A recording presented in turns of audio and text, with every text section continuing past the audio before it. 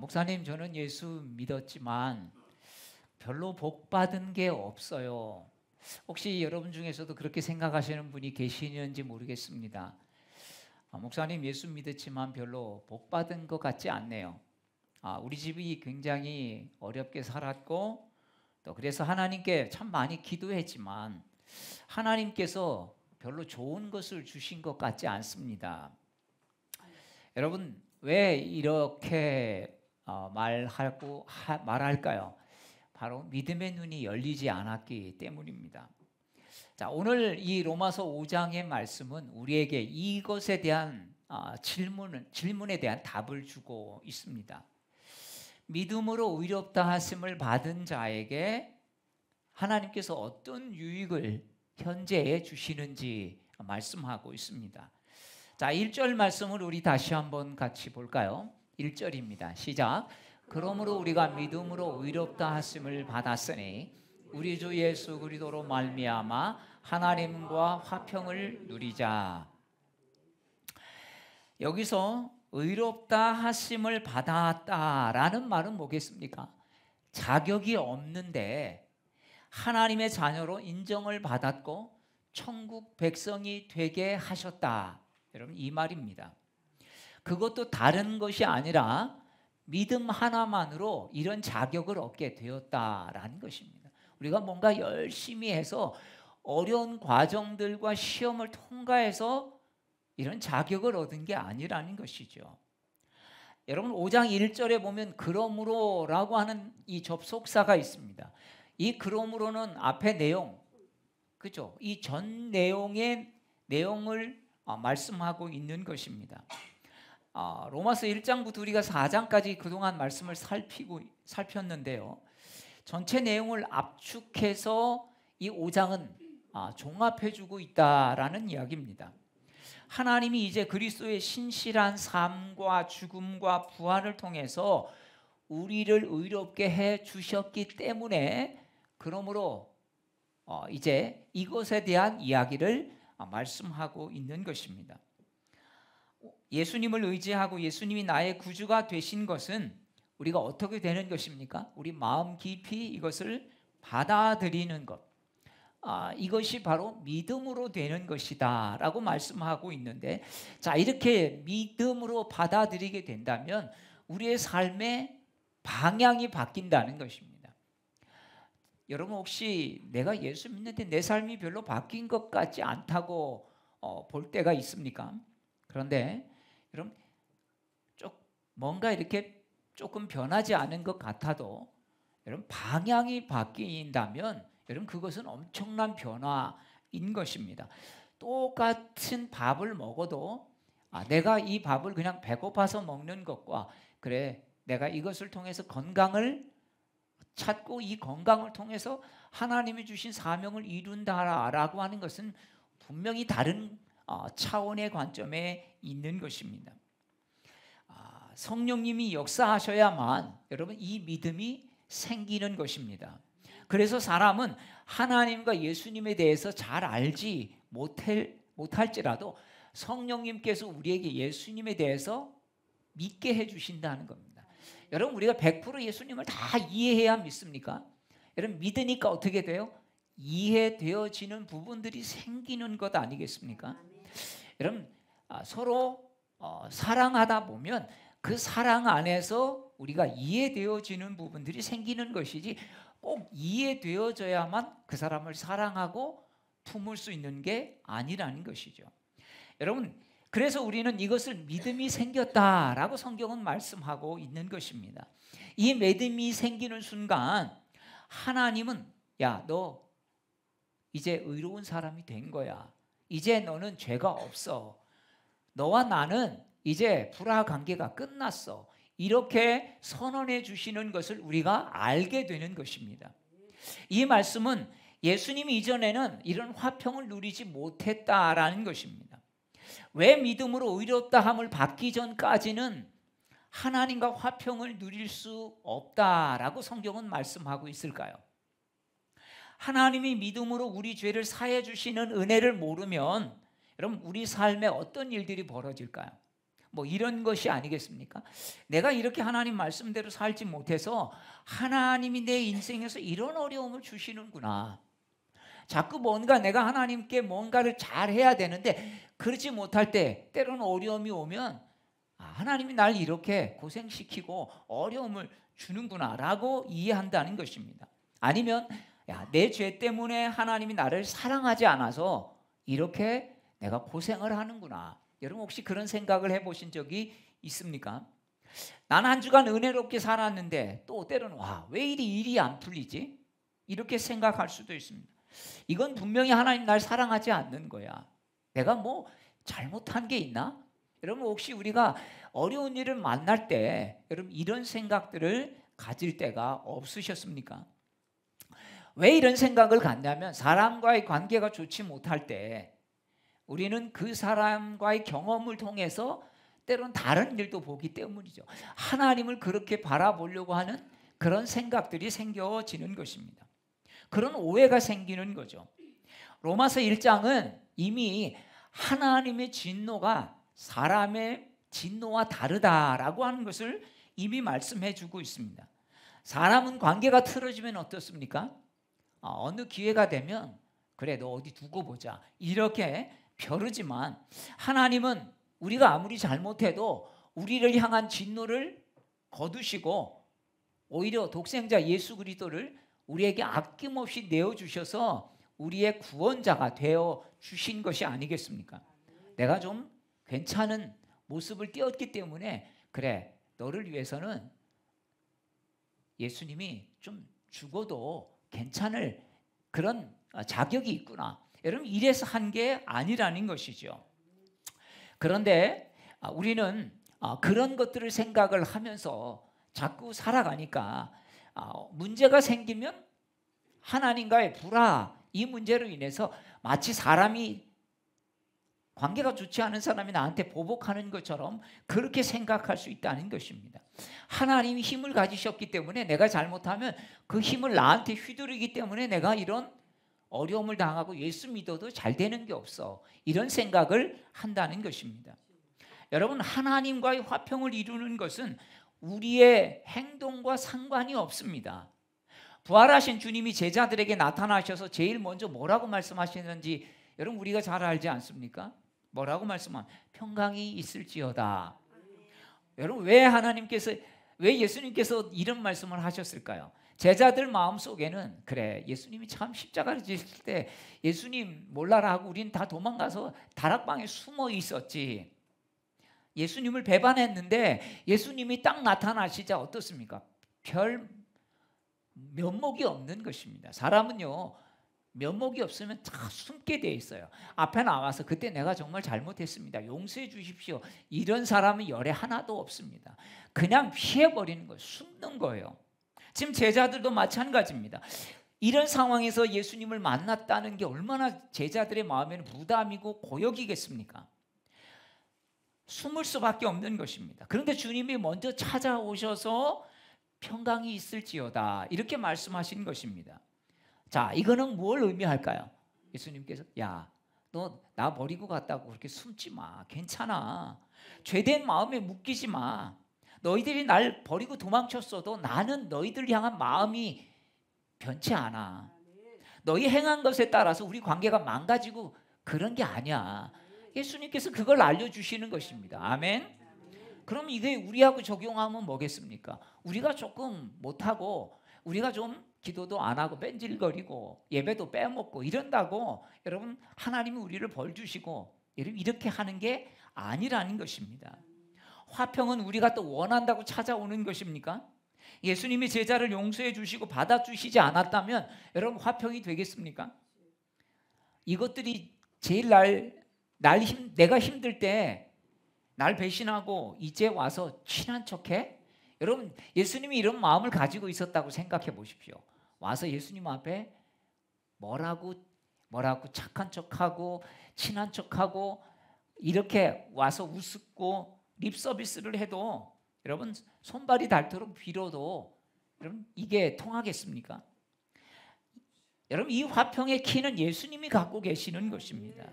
화평을 누리자는 말은 그래서 우리 권고가 아니라 그렇게 선언한 것입니다. 그러니까 다른 생각하지 마라. 너희 행동 때문에 내가 이러는 게 아니다. 나는 그냥 널 다시 받아줄 거다. 여러분 주님께서 우리에게 하시는 말과 같다는 것을 여러분 믿으시길 바랍니다. 그래서 우리는 믿음으로 어렵다 함을 얻은 것이 여러분 이게 얼마나 큰 축복인지를 오늘 말씀은 우리에게 해주고 있습니다. 이거를 교리로만 알면 교회에서 맨날 들은 얘기고 우리가 믿어지지 않으면 여기에 능력이 나올 수가 없는 것입니다.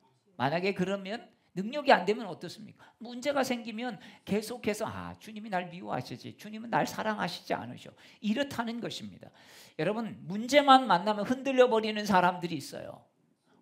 인생 속에 고통이 오면 흔들려 버리는 사람이 있습니다. 왜 그럴까요? 하나님에 대한 사랑에 대한 확신이 없기 때문입니다. 하나님의 사랑에 대한 확신이 없는 사람은 자꾸 뭔가 일어나는 일로 하나님을 평가하려고 합니다. 여러분 십자가로 구원하신 사랑과 믿음 이거에 대한 신뢰가 없으면요 열심히 뭐서 내가 해서 성공해서 하나님 열심히 섬기면 헌금도 잘하고 뭘 하고 이러면 하나님 날 예뻐하시는 걸로 생각을 한다는 것입니다. 여러분 이러면 어떻게 될까요? 여러분 피곤한 인생이 되는 것입니다. 자, 2절 말씀을 한번 보십시오. 뭐라고 말씀합니까? 같이 읽겠습니다. 또한 그로 말미암아 우리가 믿음으로 서 있는 이 은혜에 들어감을 얻었으며 하나님의 영광을 바라고 즐거워하느니라. 자, 믿음으로 어렵다함을 얻었기 때문에 하나님과 화평을 누리는 모습은요 어떻게 들어간다? 은혜에 들어간다 이렇게 말합니다. 이게 은혜로 살아가는 거예요. 아멘. 여러분 뭐가 조금 괜찮은 일이 생기면 하나님 은혜다 이게 아니라는 거죠. 여러분 좋은 일에만 은혜가 아니라 어려운 일들 속에서도 어려운 일들 속에서도 하나님이 하실 일이 있는 거야. 하나님은 날 미워서 이렇게 하시는 게 아니야. 여러분 이 신뢰가 있는 게 뭐라고요? 은혜에 들어가는 거예요. 뭔가 자기 마음에 좀 흡족하면 은혜가 된다. 여러분 이거는 은혜의 10분의 1밖에 안 되는 것입니다. 하나님의 은혜를 제대로 아는 사람은 그 은혜가 얼마나 큰지 대해서 감격하고 자신이 부족함에도 끊임없이 주님이 날 받아주시고 용납해 주시는 이것들이 누려지는 것이 바로 은혜라는 것입니다. 그러면 어떻게 되겠습니까? 문제를 이길 힘을 갖게 되는 것이죠. 여러분 은혜라는 것을 모르는 분도 있습니다. 자기 노력과 자기 힘으로 살아온 사람은 은혜를 인정하지 않으려고 합니다. 그래서 뭘 했으면 하나님이 하셨다 그러면 이게 뭐 앞으로에서는 부정하지 않지만 내가 열심히 한 건데 여러분 이런 생각들을 하지 않습니까? 하나님의 은혜 없이 된 것은 없다라고 분명히 믿어지는 사람은 여러분 이것만이 아니라 어떤 일들 속에서도 하나님의 영광을 바라며 살게 되는 것입니다. 여러분 이게 큰 축복이죠. 이 속죄의 은혜를 아는 사람은 어떤 은혜가 주어지는지 3절 4절은 우리에게 더 구체적으로 말씀해 줍니다. 같이 읽겠습니다. 다만 이뿐 아니라 우리가 환난 중에도 즐거워하나니 이는 환난은 인내를 인내는 연단을 연단은 소망을 이룬 줄 알미라. 여러분 즐거워한다라고 하는 이 헬라어는요 즐거워한다라는 의미도 있지만 자신감, 확신에 차 있다 이런 의미를 더 많이 가지고 있습니다. 자, 왜 확신에 차 있다는 겁니까? 왜 자신감에 차 있다는 것입니까? 지금은 어려운 상황이지만 지금은 비록 환난이지만 하나님의 자녀는 이 환난 가운데서도 하나님이 우리를 지켜주시고 인도하신다는 이 확신에 차 있는 이 자신감 때문에 어떻게 된다고요? 이길 수 있다는 것입니다. 여러분 우리가 예수 믿는다고 어려움이 없지 않습니다. 그런데 문제는 뭐겠어요? 이 어려움이 올 때 하나님께서 나와 함께 하신다는 이 확신이 이 자신감이 이 어려움을 어떻게 이기게 한다는 것입니다. 하나님을 믿으면 하나님에 대한 신뢰를 통해서 환난 중에도 환난의 목적을 이루실 것에 대한 확신을 우리가 가질 수 있다라는 것입니다. 여러분 의미 있는 고난은 그래도 견딜만 하지 않습니까? 여러분 어머니가 임신을 하면 굉장히 막 입덧부터 씌우면 뭐라고 말합니까? 옛날 어머니들이 이래. 다 아는 병이야. 그죠? 여러분 그런 말을 하지 않습니까? 다 아는 병이에요. 이게 무슨 말입니까? 누구나 다 이런 과정을 겪었다는 거예요. 자, 그런데 뭐겠습니까? 얼마나 이게 은혜가 있으면요. 생명을 낳는 있으니까 여러분 이것을 견디어내는 것입니다. 춘천에 있을 때 9달 내내 입덧 하시는 분이 있더라고요. 아니 보통 한 4, 5개월 되면 입덧이 끝나는데 거의 출생 즉 아이를 낳을 몇 주 전까지 입덧이 너무 심해서 와서 기도받고 그런 분이 생각이 납니다. 여러분 그런 어려운 과정 속에서도 아이를 낳고 나면 얼마나 행복하고 기쁩니까? 왜? 아는 병이니까. 그것을 통해서 그게 얼마나 의미 있고 가치 있는 것인지 알기 때문입니다. 그렇습니다. 이런 정말 축복을 믿음으로 받으면요, 환난을 당할 때 인내하기 쉽다라는 것입니다. 인내하기 쉬우면 뭐가 됩니까? 연단이 되는 것이죠. 자, 그래서 한번 순서를 보십시오. 뭐라고 되어 있습니까? 환난은 인내를, 인내는 연단을, 연단은 소망을.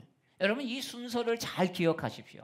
여러분 하나님은요, 이 단계를 거치지 않고 우리에게 바로 소망을 주시지 않습니다. 소망을 주셔봤자 이 소망은 헛된 것이 됩니다. 하나님은 우리에게 환난 속에서 인내하게 하시고 인내를 통해 연단받게 하십니다. 연단함을 통해서 뭘 갖게 돼요? 소망을 이루는 줄 그 믿음이 생기는 것이죠. 절대 환난에서 뚝딱 소망으로 옮겨놓지 않는다는, 인내가 있고 연단을 거쳐야만 소망으로 갈 수 있기 때문입니다. 그렇습니다. 그래서 우리는 이 환난 속에서 하나님이 인내하게 하시고 연단하게 하시고 이런 과정들을 하나님이 그렇게 하신다는 걸 믿으면요, 견디기가 쉬워진다는 것이죠. 그냥 죽을 개고생만 하는 게 아니기 때문입니다. 의미 없는 고생만 하다 끝나버리는 게 아니기 때문입니다. 인내란 말은요, 휘포모네라는 뜻인데 심한 압박 가운데서도 포기하지 않고 견디는 힘, 이걸 말합니다. 정말 큰 압박 속에서도 견디는 힘, 이게 인내죠. 속죄의 축복을 받은 사람은 믿음의 결론이 어떻게 나오느냐? 환난을 당하는 일이 있어도 그래서 뭘 한다고요? 그것을 자랑하게 된다, 이렇게 말합니다. 즐거워하게 된다라고 말합니다. 왜 즐거워합니까? 전에는 환난 당하면 부끄러운 일이죠. 왜? 능력 없으니까, 하나님이 사랑하지 않으니까. 여러분 환난 당한다고 생각을 했습니다. 그러니까 부끄러운 일이 되는 거죠. 이게 좌절하는 일입니다. 그런데 속죄의 축복을 진짜 알게 되면 다음에 환난이 와도 어떤 일이 벌어집니까? 하나님이 나에게 뭔가 유익하게 하느라고 지금 환난을 통해서 인내를 배우게 하시고 인내를 통해서 연단받게 하셔서 정말 소망에 이르게 하시는구나. 이게 깨달아지니까 여러분 뭐예요? 이게 믿어진다는 것. 왜? 나에게 유익한 일을 하게 하시느라고. 그래서 우리가 알기로 환난은 인내력을 낳습니다. 인내력은 단련된 인격을 낳죠. 단련된 인격은 희망을 낳는 줄을 알고 있기 때문에 환난이 와도 우리는 이것을 부끄러워하지 않고 자랑하게 된다는 겁니다. 이런 다음에 뭐가 있어요? 그래서 선수들이 죽을 힘을 다해서 땀을 흘리는 게 뭡니까? 바로 나라 국기를 위해서 메달을 딸 수 있기 때문에 그렇게 애를 쓰는 것입니다. 왜? 하나님의 뜻을 알기 때문에 여러분 이걸 부끄러워하지 않고 오히려 자랑한다라고 말하고 있는 것입니다. 사랑하는 여러분, 속죄함의 축복이 가장 큰 축복인지를 깨닫는 사람, 하나님과 이제 화평이 된 것을 아는 사람, 이런 사람들은요, 어떤 문제가 와도 하나님의 사랑을 의심하지 않습니다. 하나님은 우리에게 좋은 것만 주시는 게 아니기 때문에 오히려 어려운 것, 환난을 통해서 우리에게 인내를 배우게 하시는 거죠. 여러분 환난 없이는 인내를 어디서 배우겠습니까? 배울 수가 없는 것입니다. 그래서 그런 과정을 겪게 하시는 것이죠. 하나님이 다윗을 괜히 굴 속에서 도망치면서 여러분 살게 하셨을까요? 하나님이 요셉을 괜히 종으로 팔려가면서 어려움을 겪게 하셨을까요? 하나님이 다윗을 왕으로 세우시려고 하는 과정을 겪게 하신 것이죠. 하나님이 요셉을 총리로 세우시는 과정을 겪게 하신 것입니다. 이 과정이 없었다면 요셉이 총리 되어도 문제가 되는 거예요. 왜? 훈련이 전혀 없으니까. 하나하나 과정만 보면 여러분 이게 축복이라고 할 수 있을까요? 하나님, 이게 하나님 사랑이에요? 이렇게 따질 수가 있죠. 하나님, 나는 지금 너무 힘든데 이게 하나님 사랑이라고요? 주님, 쫓기는 게 축복인가요? 이것도 사랑인가요? 종으로 팔려가서 개고생하고 감옥에 누명 써서 갇히는 게 이게 축복인가요? 이게 하나님 사랑이라고 말할 수 있습니까? 여러분, 그때는 여러분 이렇게 따질 수도 있죠. 근데 꼭 기억해야 될 것이 있습니다. 여러분, 먼저 믿고 체험하는 것이 믿음입니다. 아멘. 체험하고 믿으려고 하니까 문제가 생기는 거죠. 먼저 믿어져야 그게 체험으로 와닿는 것입니다. 우리는 안 믿으니까 뭔가 와도 체험이 안 되는 거예요. 그냥 고생만 되는 거죠. 어쩌다가 왜 이런 일이 나한테 이렇게 생겨서. 여러분, 이렇게 되는 것입니다. 그러니까 자꾸 믿음의 혼란에 빠지는 것입니다. 이렇게 어려운데 이런 게 축복인가요? 이렇게 맨날 혼란에 빠져서 고민하고 갈등하고 원망만 하다가 여러분 인생 끝나는 겁니다. 하나님의 축복은 고난의 가면을 쓰고 온다라는 말이 있지 않습니까? 그럼 축복을 믿는 자의 반응이 나오는데 다윗처럼 요셉처럼 사라지는 것입니다. 애굽의 종으로 팔려가도 억울하게 감옥에 들어가도 하나님은 나를 사랑하시니까 분명히 이걸 통해서 나에게 훈련하게 하시는 게 있다 라는 게 있으니까 여러분 믿음의 반응이 나오는 것입니다. 그렇습니다. 우리가 믿음으로 의롭다함을 받았다는 확신이 있으면 하나님과의 관계가 새롭게 설정이 되기 때문에 이 평화를 누리는 거예요. 이것 때문에 막 마음이 요동치 않습니다. 우리는 꼭 문제가 좋아야만 하나님 날 사랑한다고 생각하는 사람들이 참 많이 있습니다. 여러분, 어려울 때도 우리가 어려움만 생각하지 말고, 그래, 하나님이 어려운 과정을 통해서 나를 뭘 시켜요? 인내하게 하시고 또 연단시키시는 거예요. 그래야 소망까지 나아가게 하는 것인 줄로 믿습니다. 우리가 믿음으로 의롭다함을 받았다는 확신이 있으면 그래서 이런 평화가 오는 것이, 문제가 있고 없고에 따라서 우리의 삶이 흔들리지 않는다는 것입니다. 예를 들어서 여러분 음주운전하고 사고가 났다고 합시다. 역시 세상 사는 게 진짜 고난의 삶이구나. 여러분, 이게 하나님이 주신 고난입니까? 성경에서 말하는 고난이나 환난은 이런 건 아닙니다.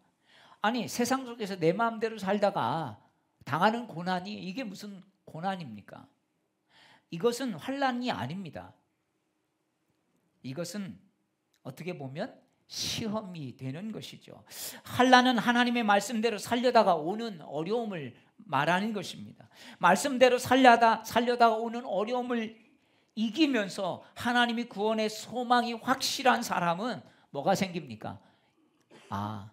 하나님의 뜻을 알기 때문에 참을 수 있는 힘이 생기는 거죠. 그러니까 전에는 이거 4, 5밖에 못 참았는데 이제는 하나님이 인내하는 마음들을 6, 7 주시는 거예요. 그래서 남들은 극한 압박 속에서 있을 때도 이것들을 견딜 수 있는 힘을 갖게 되는 것입니다.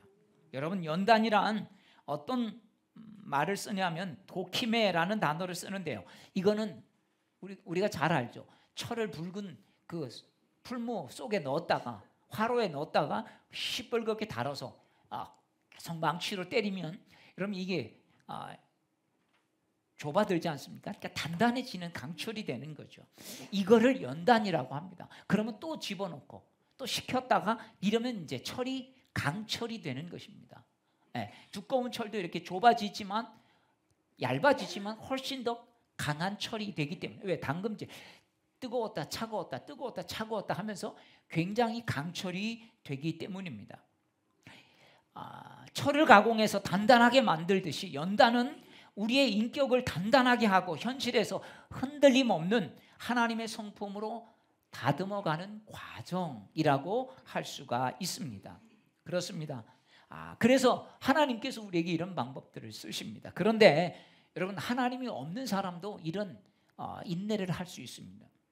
자기 힘으로 인내하는 거죠. 그런데요, 이런 사람들은 어떤 것들이 생기냐면 성품이 자아가 세고 또 마음이 굉장히 강하고 강팍합니다. 그래서 자기 힘으로 이긴 사람들을 보면 무섭습니다. 왜냐하면 자기 힘으로 이기다가 그것이 자아가 되어 버렸기 때문이죠. 힘든 세월을 이기긴 했는데 자기 힘으로 인내하다가 마음이 다친 것입니다. 마음이 너무 굳어져 버린 것입니다. 인내해서 이기긴 했는데 하나님이 아닌 자신의 인내로 이겼기 때문에 이런 사람들은 왜? 하나님의 다루심을 받지 못한 거예요. 그냥 고생하면서 마음이 딱딱해져 버린 것입니다. 그러나 믿음으로 의롭게 된 사람은 환난이 주는 유익을 압니다. 환난을 통해서 하나님은 나를 인내하게 하시고 또 내 모난 부분들을 하나님이 이렇게 다듬어 가시는 것들을 보기 때문이죠. 그래서 아픔과 상처가 되지 않고 오히려 이 아픔과 상처를 알고 다른 사람의 아픔과 상처를 보듬을 수 있는 사람이 되는 것입니다. 사랑하는 여러분, 그래서 하나님은 우리에게 이런 믿음의 훈련을 시키시길 원하시는 것입니다. 어설프게 여러분 신앙생활하면 그냥 교회만 왔다 갔다 하면 주님과의 관계를 이렇게 건너뛰어 버리면 세상에서 그냥 좀 편하게 살고 싶고 어려움이 오면 자기 자아로 이것들을 이기고 여러분 이렇게 사는 사람들은 한평생 거기 매달립니다. 그래서 나중에 가서 보면 내 자신이 다 무너져 버린 걸 알게 됩니다. 이게 내가 인내했지만 내 힘으로 인내해서 이렇게 내 심령이 다 망가져 버렸구나. 자기 자신의 심령이 얼마나 망가져 버렸는지를 볼 수 있다라는 것입니다. 가장 중요한 것은 그래서 저와 여러분이 먼저 믿음으로 분명히 서는 것입니다. 하나님은 우리를 사랑하신다. 이 점에 대해서 진짜 믿게 하려고 하나님께서 이렇게 연단이 많이 필요한 이유가 있는 것입니다. 그래서 하나님이 우리를 연단하시는 것입니다. 그렇지 않으면 하나님의 사랑을 깨달을 수 있는 길이 없기 때문이죠. 너 이래도 나 사랑할 거니? 너 이래도 진짜 나 믿을 거니? 이런 시험들이 얼마나 많이 옵니까? 우리가 믿음으로 살려고 하다 보면 우리 삶 속에서 오는 많은 문제들을 통해서 그런 시험들을 당하죠. 근데 그것들을 꿋꿋이 이겨내면 결국은 진짜 하나님 날 사랑하시는구나. 진짜 하나님 날 연단하시는구나. 실패하면 하나님 떠나고 내가 원하는 거 얻지 못하면 하나님 부인하고 하나님 나 사랑하지 않는다고 하고 이런 믿음 가지고는 여러분 우리 아무것도 할 수 없는 것이 되는 것입니다. 하나님은 사람과의 관계를 통해서 우리를 연단하시기도 합니다. 여러분 교회에서 그래서 때로는 우리가 교회 오면 불편한 사람들을 만나기도 해요. 여러분 교회 다 좋은 사람만 있으면 얼마나 좋겠습니까? 근데 사실 다른 사람만이 아니라 나도 모난 부분이 있지 않습니까? 여러분은 무결점이라고 생각하십니까? 저 사람은 성격이 참 나쁜데 나는 성격이 좋아. 여러분 그건 분명히 문제가 있는 것입니다. 저 사람도 성격에 문제가 있지만 나도 성격에 문제가 있다는 것을 우리는 잊지 말아야 합니다. 그래서 좀 성격이 맞지 않는 사람끼리 서로 신앙생활을 하면서 부딪히는 것, 하나님 그래서 그런 것들을 통해서 우리를 다듬어 가시는 것입니다. 그 사람만 탓하고 그 사람만 판단하는 것은 하나님의 일하심을 판단해 버리고 내가 하나님이 되는 것 아니겠습니까? 하나님은 야곱을 다루시기 위해서 어디로 보내십니까? 외삼촌 라반의 집으로 보내죠. 라반은 야곱보다 한 수 위였습니다. 20년 동안 야곱은 라반에게 휘둘리는 삶을 삽니다. 야곱을 이스라엘로 만드시기 위한 훈련을 하나님이 시키시기 위해서 이 아버지를 속인 이 야곱을 외삼촌 라반의 집으로 보낸 것이죠. 야복강에서 하룻밤 밤새 기도했다고 야곱이 이스라엘로 변한 것일까요? 그렇지 않습니다. 여러분 20년의 그 연단의 결정체가 야복강에서 일어난 것입니다. 여러분 하루아침에 인생이 변하는 사람은 없습니다. 분명히 그 전조가 일어난 바로 20년 동안 외삼촌 라반의 집에서 나보다 더 심한 사람, 센 사람도 있구나 이런 걸 경험하면서 거기서 진짜 환도뼈가 깨지면서 자신의 모습을 보게 된 것입니다. 하나님은 교회 안에서도 여러 가지 성향의 사람을 섞어 놓으시고 서로 부딪히고 때로는 끌어주고 때로는 상처를 주고 때로는 위로로 자녀가 되는 사람들을 통해서 이런 우리를 연단시키시는 것입니다. 그러면서 우리를 성숙한 삶으로 훈련해 갑니다. 여러분 여기서 그래서 우리가 상처 받았다는 것은 우리가 연단이 되지 못했다라는 것입니다. 그게 아니라 이런 상처들을 통해서 또 아물고 그러면 이게 성숙이 되어지는 것입니다. 하나님은 이런 과정을 통해서 소망을 이루시는 것입니다. 그러면 어떤 고백이 나올까요? 나 같은 것을 주님 왜 이렇게 사랑하시고 이런 은혜를 주셔서 그때 나는 정말 자격이 없었는데 절망할 수밖에 없었는데 주님이 날 이렇게 세워주셨어. 주님이 아니었다면 나는 바로 서지 못했어. 여러분 이런 고백을 하게 된다는 것입니다. 자, 5절 말씀을 우리 같이 읽겠습니다. 5절입니다. 소망이 우리를 부끄럽게 하지 아니함은 우리에게 주신 성령으로 말미암아 하나님의 사랑이 우리 마음에 부은 바 됨이니. 여러분 하나님의 자녀의 보증된 삶이 뭡니까? 성령께서 우리 안에 부어주시는 마음입니다. 여러분 불확실한 상황에서도 확실한 소망을 가질 수 있도록 부어주시는 것. 환난과 인내와 인내를 통해 연단과 연단을 통해서 진짜 소망을 발견하게 되는, 이게 여러분 성령께서 부어주시는 은혜라는 것이죠. 자, 이 같은 은혜는 우리가 자격이 있어서가 아닙니다. 자, 6절 말씀을 보면 뭐라고 되어 있습니까? 우리가 아직 연약할 때에, 이건 뭘 말합니까? 우리가 아직 모자랄 때에도 주님은 사랑하신다는 거예요. 우리가 좀 괜찮을 때에 쟤 이제 좀 쓸만하네, 좀 바뀌었네, 이럴 때 우리를 사랑하시는 게 아닙니다. 자, 8절 말씀을 보십시오. 뭐라고 되어 있습니까? 우리가 아직 죄인 되었을 때에, 우리가 아직이에요. 우리가 죄인에서 벗어났을 때에 너는 이제 괜찮구나, 이제 쓸만한 놈이 됐구나 라고 하는 게 아니라는 것입니다. 자, 10절 말씀을 보십시오. 뭐라고 되어 있습니까? 곧 우리가 원수 되었을 때에, 하나님과 원수 되었을 그때에도 주님께서는 우리를 내치지 아니하시고 그때도 우리를 뭐 하셨어요? 우리를 사랑하셨다라고 말씀합니다. 여러분 나의 불완전한 모습을 보면, 우리는 그 모습만 보면 하나님과 화평이 깨질 수밖에 없습니다. 그런데 주님께서는 이런 모습을 보고 우리를 사랑해 주신 게 아니에요. 우리를 구원해 주신 게 아닙니다. 우리는 바로 이런 상태 속에서 주님이 우리를 품어 주셨다라는 것입니다. 자, 1절부터 11절까지 쭉 우리가 읽었는데요. 십자가에서 죽으신 예수님이란 이 말씀이 여러분 쭉 5번이나 반복되어서 나옵니다. 5번이나. 나를 의롭다 칭해 주시는 근거가 무엇입니까? 예수님이라는 거예요. 내가 좀 쓸만해져서가 아닙니다. 내가 좀 이제 강해져서 이제 좀 하나님의 쓰임을 받을 수 있을 만한 그때에 아이고 이제 넌 내 자식이야, 이렇게 한 게 아니라는 것입니다. 예수님이고 화평의 근거도 예수님이시라는 것이죠. 지금 내 상황에서 내가 괜찮은 사람이 이제는 되었기 때문에, 좀 쓸만한 사람이 되었기 때문에 우리를 그때서야 사랑해 주신 게 아니라는 것입니다. 우린 여전히 죄인이었고 여전히 연약할 때, 여전히 하나님과 원수 되었을 그때도 주님이 사랑해 주신다는 것입니다. 어떤 공로로도 어떤 노력으로도 우리는 의롭다함을 얻을 수 있는 존재가 아닙니다. 수많은 죄와 연약함에도 불구하고 예수님은 나를 위해 그렇지만 십자가를 지고 죽으셨다는 사실, 여러분 우리가 이것을 꼭 기억할 수 있기를 바랍니다.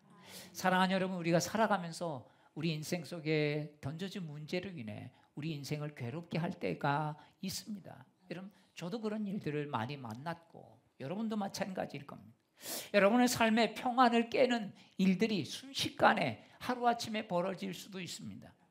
문제로 인해 갑자기 나를 두렵게 하면서 그 두려움에 옴짝달싹하지 못하게, 여러분 그런 어려운 시간을 지내고 계신 분도 있을 줄로 압니다. 그런데 상관없습니다. 사랑하는 사람을 잃고 또 슬픔에 빠질 수도 있습니다. 그러나 믿음으로 어렵다함을 받은 축복이기 때문에 여러분 어떤 상황에서도 우리는 하나님 안에서 화평을 누릴 수 있는 것입니다. 왜? 하나님이 우리를 죄 때문에 싫어해서 우리가 벌을 받아야 하기 때문에 이렇게 하시는 게 아니라 환난을 통해서 인내하게 하시고, 인내를 통해서 연단하게 하시고, 연단을 통해서 결국 참 소망을 이루게 하시려고 하시는 하나님의 계획이 있기 때문입니다. 그래서 하나님을 믿는 사람이기에 우리는 무엇에든지 맞서서 이렇게 고백할 수 있습니다. 지금 상황이 어려워도 나에게는 하나님의 약속이 남아있다. 그것으로 충분하다. 아멘. 그렇습니다. 이게 여러분 우리가 삶을 살아가면서 어떤 문제를 만날 때에도 여러분 이게 저와 여러분의 고백이 되기를 축복합니다. 믿음으로 의롭다함을 받은 축복의 사람의 고백인 것입니다. 평생 신앙생활하면서도 그저 구원받았다는 교리적 믿음만 가지고는 우리는 삶의 문제에 휘둘릴 수밖에 없습니다. 문제 없으면 게을러지고 나태해지고 하나님 외면하고 하나님 없이 살아가고, 문제 생기면 하나님 원망하고 내가 하나님께 이렇게 했는데, 여러분 이런 인생이 될 수밖에 없다는 것입니다.